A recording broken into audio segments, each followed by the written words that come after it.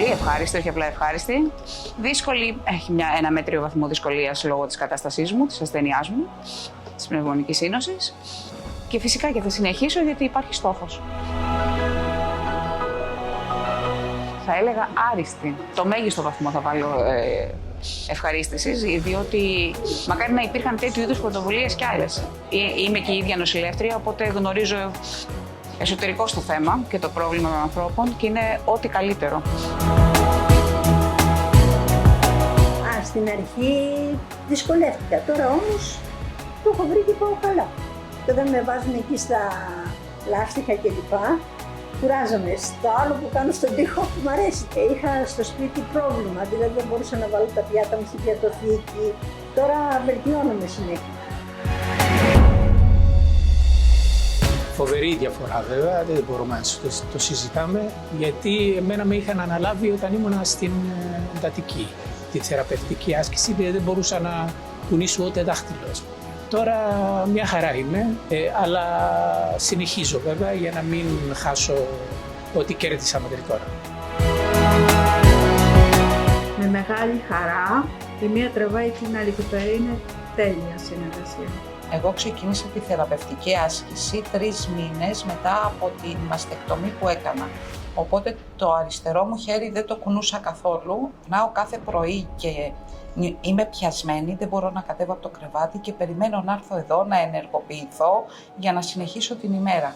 Ξεκλειδώθηκε απλά το σώμα μου, οι αρθρώσεις.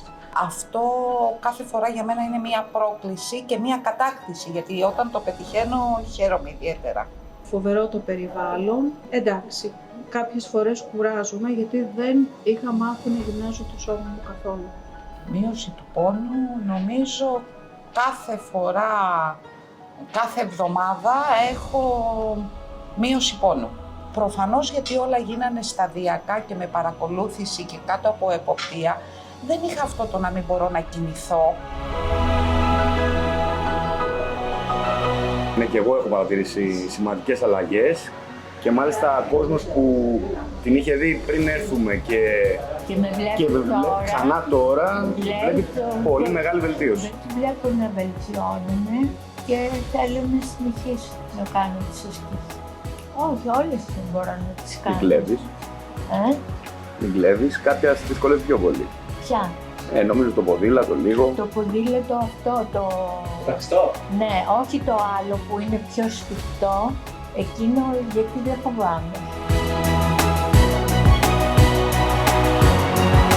Γιατί η πλειοψηφία των ασθενών δεν έχουν έρθει σε επαφή με την άσκηση ποτέ στη ζωή τους, οπότε είναι η πρώτη τους φορά, είναι πολύ διστακτικοί γιατί έχουν και πολλά προβλήματα υγείας παράλληλα. Σε αυτή τη φάση στην οποία βρίσκονται, εμείς πάμε να τους βοηθήσουμε συνεπικουρικά με τις υπόλοιπες θεραπείες τους και οι ασθενείς έρχονται εδώ για να περάσουν όμορφα και να νιώσουν και εκείνοι ότι πραγματικά κάνουν κάτι καλύτερο για τον ίδιο τους τον εαυτό.